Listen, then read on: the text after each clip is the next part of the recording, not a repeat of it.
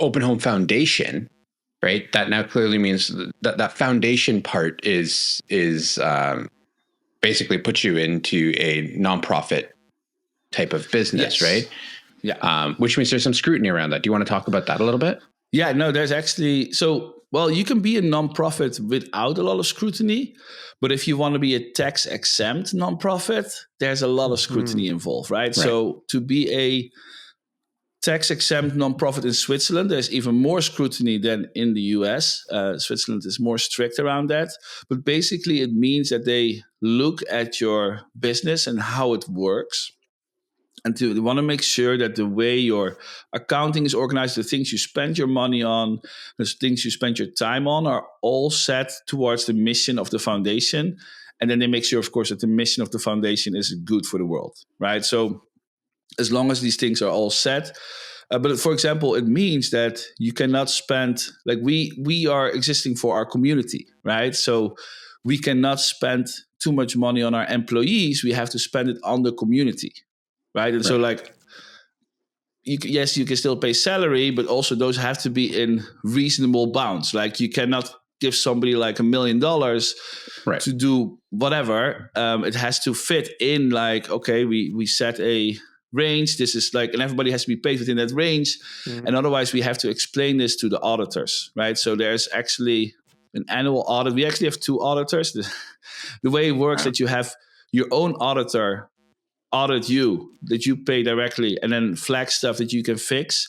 And then the government auditor comes, and when they find things, right, it will be on the books, and then you have to fix it. So that's why you have 2 layers of auditors. So this is where, I mean, Pascal has spent so much time, because basically the whole handbook of a company, like what are employees allowed to do, where do we spend money on, etc. Everything had to be aligned to be satisfiable for like the tax exempt nonprofit mark. And well, we made it, which is good.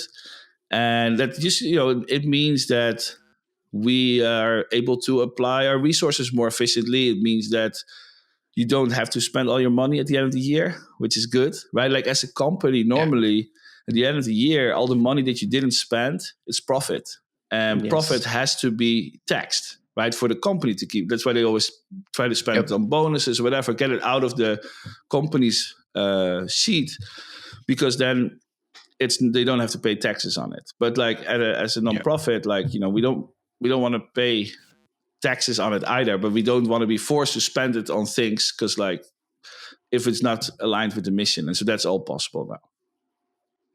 That's cool. So why voluntarily go hard mode and go into like Switzerland when you can probably go to like, I don't know, like you see all these companies doing like whatever, the shell kind of game, and do that in like, I don't know, Luxembourg or something like that, right? It's because we're the real deal, right? And I think it is because all these other companies like OpenAI is a non-profit and stuff like that. And it's like, you guys are ruining what it is to be. When people think now of a non-profit, the first thing I hear from people, this is like for taxation, right? Avoiding taxes. It's like, no, we are actually building an open source foundation, like a foundation that builds open source software for the smart home world. And we have the goal to exist forever, right? Like that is the goal. And it couldn't be inside a company. Like, you could have thought like, okay, why don't we put Home Assistant in Nabu Casa? ESP Home was already there, right? Because Nabu Casa had acquired it. And the thing is, companies can be rug pulled, right? Like if there's enough money involved, somebody can buy it and just ruin a whole ecosystem. We've seen this many times as we talk about like, mainly products, right, in our ecosystem that go to shit. I mean, Nest just turned off the cloud for like their old devices. They've been 10 years, but they still get turned off for no reason, because they still function, right? And if we are building an ecosystem that we are competing with Google and Apple and Amazon and Samsung, like they have a lot of money, right? And so putting it all inside a nonprofit, so Home Assistant got donated, Nabu Casa donated ESP Home as well. We are immune to all that stuff, right? Like nobody can ever invest, buy us out, or anything. We are just That's it. Like the people working for the foundation, they know that they're here because we're all working on building this technology for everyone. Yeah. And that's great. And that's wicked. Yeah. I guess that sort of helps give you some more lines as well. Like when it was all Nabukasa, there was a bit of a blurry lines, like what is Nabukasa trying to do for Nabukasa's profit, and what's, why is Nabukasa doing this for Home Assistant? Now it's, okay, these people work for Open Home. They're here to create open source projects, and anyone that works in Nabukasa, or anyone that's left working in Nabukasa, is purely there as a commercial side, as a commercial arrangement. Right. But the profit of Nabukasa is still very important because Nabukasa only works on official products of the Open Home Foundation, right? So all the majority of the profit that Nabukasa is making is also going to the Open Home Foundation. So it is, we are, Nabukasa is not interested in making products that are not Open Home Foundation products, right? I say I, and they, it's a bit of a, because I'm also involved with Nabukasa, and that's why that's why I'm also not involved with day-to-day business of the Open Home Foundation, right? To kind of create some separation there.